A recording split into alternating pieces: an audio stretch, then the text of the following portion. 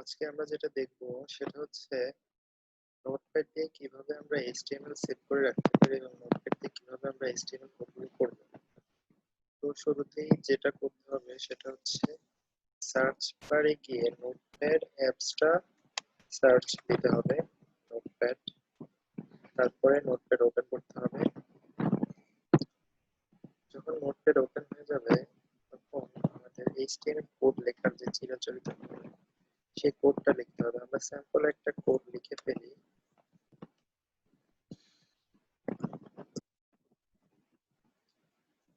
Sample একটা code যদি আমরা লিখি, আমরা প্রথমে হচ্ছে ওপেন এবং ক্লোজিং যে কৌণিক ব্র্যাকেটটা আছে সেটা আমরা দিয়ে দিব।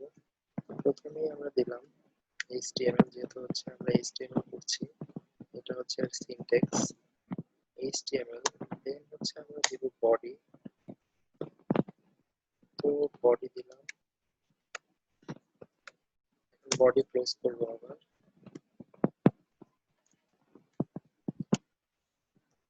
বডি ক্লোজ হয়ে গেল। আমরা টাইটেল দিব বডির আগে এবং HTML এর পরে টাইটেলটা দিয়ে নিব।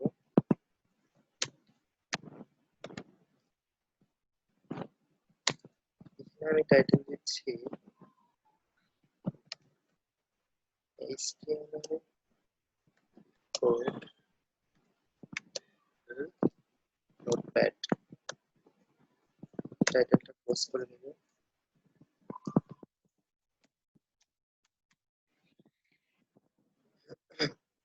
এখন আমরা যে কাজটা করব, বডির ভিতরে আমরা কিছু একটা লেখার চেষ্টা করব। আমরা আই ট্যাগের সাথে পরিচিতি লাভ করছি। আই ট্যাগ হচ্ছে আমরা যদি কোনো লেখাকে, কোনো একটা সেন্টেন্সকে যদি আমরা ইটালিক করতে চাই, একটা স্টাইল করতে চাই ইটালিক, এক্ষেত্রে আমি লিখছি মাই নেম ইজ আলি।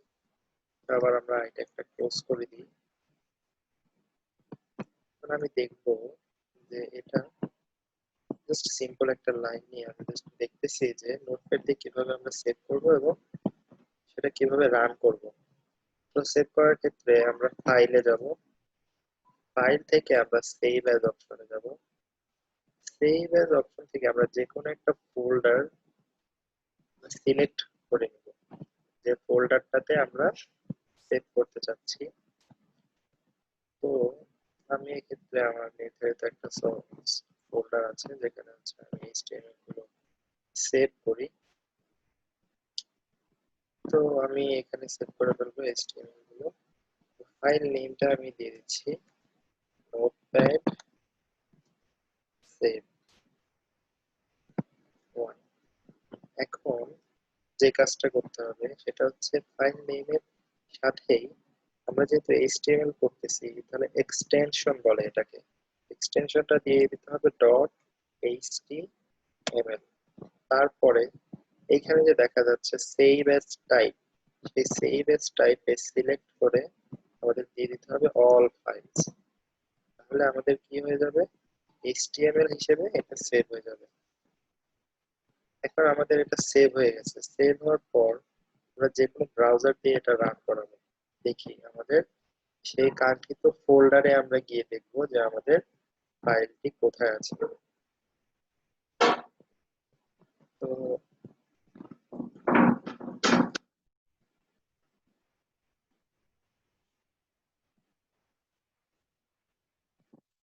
আমি সেভ করেছিলাম হচ্ছে নোটপ্যাড সেভ।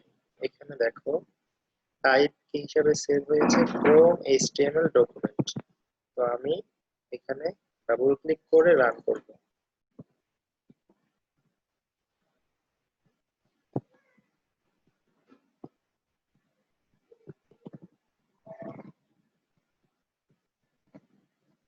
তো সরাসরি ক্রোম ব্রাউজারে রান হয়ে যাবে।